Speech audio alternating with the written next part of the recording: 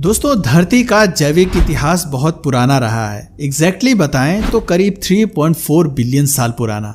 और इस time span में करोड़ों जीव धरती पर कदम रख चुके हैं, जिनमें से कुछ छोटे तो कुछ इतने बड़े रहे हैं कि एक इंसान कंपैरेटिवली उनके पैरों के नाखून के बराबर भी नहीं आता होगा।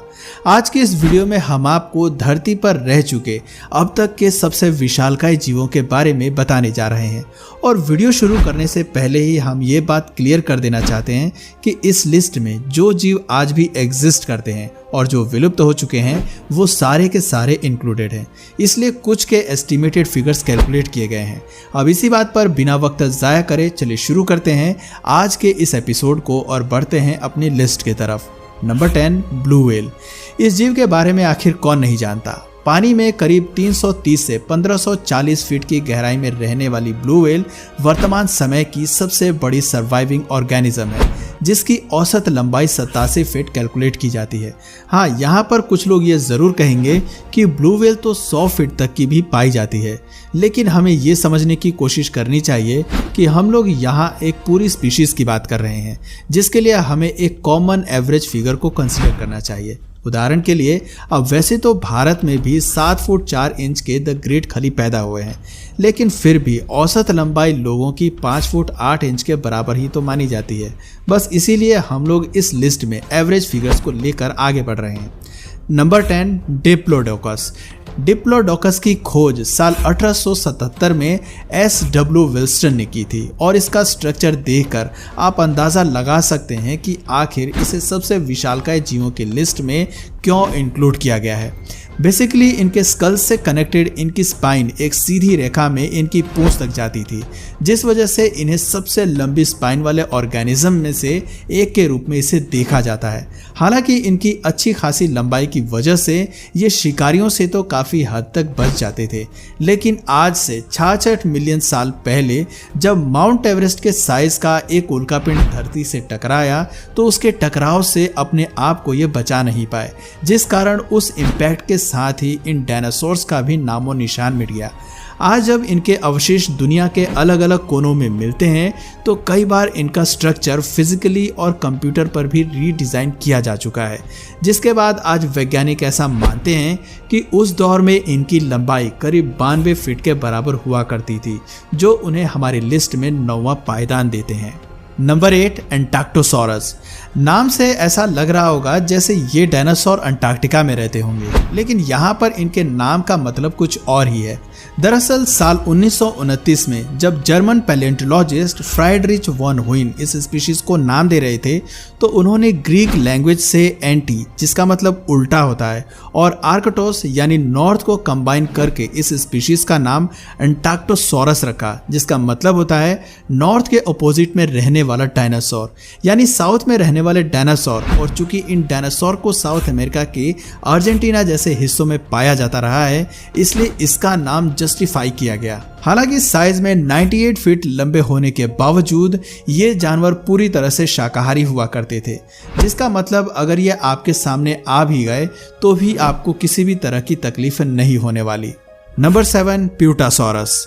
इसकी खोज साल 2001 में पैब्लो प्यूटा और सेंटियागो रुइल ने साथ मिलकर करी थी, जिस वजह से खोजकर्ता के नाम पर इस डायनासोर का नाम पियाटोसॉरस रखा गया। एक नेक वर्टेब्रा, एक बैक वर्टेब्रा और 2 टेल वर्टेब्रा होने की वजह से इनका शरीर देखने में ऐसा लगता है जैसे मानो किसी ने 3 अलग अलग सेक्शंस को साथ में जोड़ दिया हो और इनको चलने फिरने लायक बना दिया हो, जिस वजह से ना सिर्फ इनकी गर्दन बाकी लंबे डायनासोर्स के मुकाबले थोड़ी ज़्यादा उड़ती थी, बल्कि इनकी स्पीड पर भी उनका कोई खास फर्क नहीं पड़ता था। करीब 73 टन के वजन के साथ ये डायनासोर 100 फीट लंबे हुआ करते थे, जिसके साथ अब हम ऑफिशियली अपनी लिस्ट में उन क्रिएचर्स की बात करने वाले हैं जिनकी लंबाई 3 फिगर्स में होगी। नंबर 6, रोएंगोसॉरस।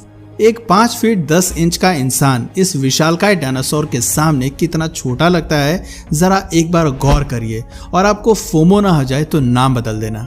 ये डायनासोर सबसे पहले चीन के रुयांग में पाए गए थे, जिस वजह से इनका नाम रुयांगोसॉरस रख दिया गया।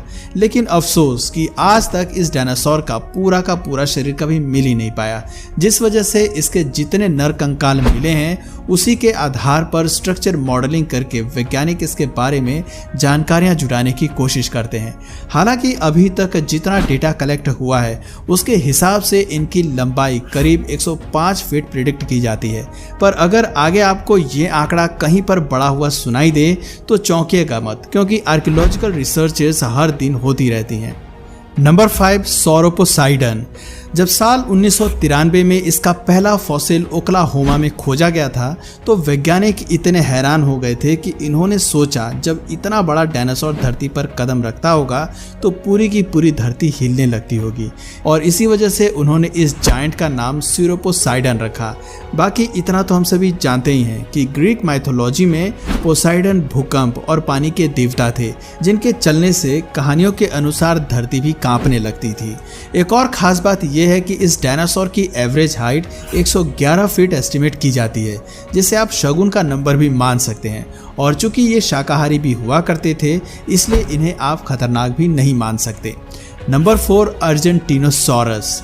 अब अंटार्कटिकोसॉरस भले ही अंटार्कटिका में नहीं मिलते थे, लेकिन अर्जेंटिनोसॉरस अर्जेंटीना में ही मिला करते थे। जी हाँ, वही अर्जेंटीना जहाँ के लियोनेल मेसी की टीम ने इस साल फुटबॉल वर्ल्ड कप जीता था। वैसे तो अर्जेंटीना और उसके आसपास के इलाकों में पैलेंटोलॉजिस्ट भरे पड़े हैं, जिस वजह से डायनासोर से संबंधित रिसर्च तकरीबन हर रोज होती रहती है और हर महीने ही कोई ना कोई नया कंकाल बाहर निकलता है। लेकिन इतने सारे डायनासोर्स की आबादी होने के बावजूद अर्जेंटिनोसॉरस 114 फुट की हाइट के साथ इतना ज्यादा बड़ा था कि इतने डेंसली पॉपुलेटेड एरिया में उससे लंबा कोई था ही नहीं। एटलीस्ट 1993 तक तो सब यही मानते थे, लेकिन इसके बावजूद अगर ये टॉप 3 में नहीं आ पाया है तो सोचो डायनासोर्स कितने ज्यादा बड़े होते थे। नंबर 3, पाटागोटिटन। अर्जेंटिनोसॉरस को बहुत ही छोटे मार्जिन से 118 फीट की लंबाई के साथ पैटागोटिटन ने पीछे छोड़ा, और ये आंकड़ा इतना लेटेस्ट है कि इसकी खोज भी अभी 2014 में ही हुई थी और इसे ये नाम भी 2017 में ही ऑफिशियली दिया गया था।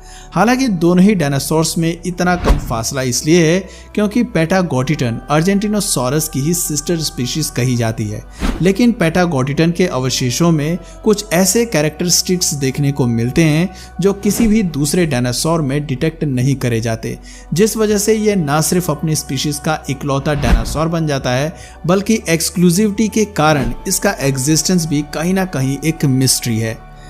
नंबर 2, मारापोनिसॉरस। 1870 के दशक में इस डायनासोर का सिर्फ और सिर्फ एक फॉसिल खोज के दौरान मिला था, जो अपने आप में इतना बड़ा था कि इसकी लंबाई 170 फीट डिक्लेयर कर दी गई थी। हालांकि बड़े अचंभव की बात है कि 1870 के उसी दशक में ये फॉसिल रिसर्च और स्टडी करने के बाद अचानक से कहीं गायब भी हो गया, जिसका पता आज तक नहीं लग पाया है। और यही वजह है कि इससे रिलेटेड सारी स्टडी हम लोग सिर्फ और सिर्फ उस वक्त की ड्राइंग्स और स्टडी मटेरियल से ही करते हैं। हालांकि कई दशकों बाद जब और भी बहुत सारे डायनासोर्स का डेटा कलेक्ट हुआ तो वैज्ञानिकों ने इसकी लंबाई को रिकंसिडर किया और तब जाकर ये डिसाइड हुआ कि इसके फॉसिल्स के हिसाब से इस पूरे डायनासोर की लंबाई करीब 130 फीट के बराबर हुआ करती होगी, और आज इस हाइट को ही ऑफिशियली करार दिया जाता है। और शायद तब तक इसमें कोई संशोधन भी नहीं होगा जब तक इस डायनासोर का पूरा दूसरा कंकाल नहीं मिल जाता। नंबर 1, सुपरसॉरस। जिस तरह सुपर हीरोज में सुपरमैन को सबसे ज्यादा ताकतवर माना जाता है, उसी तरह डायनासोर्स में भी सुपरसॉरस जैविक इतिहास का सबसे विशालकाय जीव रहा है। 137 फीट की लंबाई के साथ इस जीव ने लेट जुरासिक पीरियड में नॉर्थ अमेरिका के सभी डायनासोर्स को डोमिनेट करके रखा था। 1973 में जब ओरिजिनली इसकी खोज की गई थी तो इनके अवशेष उस वक्त के हिसाब से बहुत बड़े थे और माना गया था कि ये डायनासोर 117 फीट लंबे हुआ करते होंगे। लेकिन नवंबर 15, 2021 के दिन जब ढेर सारी स्टडीज और डेटा को अपडेट किया गया तो ये देखा गया कि सुपरसॉरस के फॉसिल ना सिर्फ बाकी सभी डायनासोर से लंबे थे, बल्कि चौड़ाई में भी इनका कोई जोड़ नहीं था।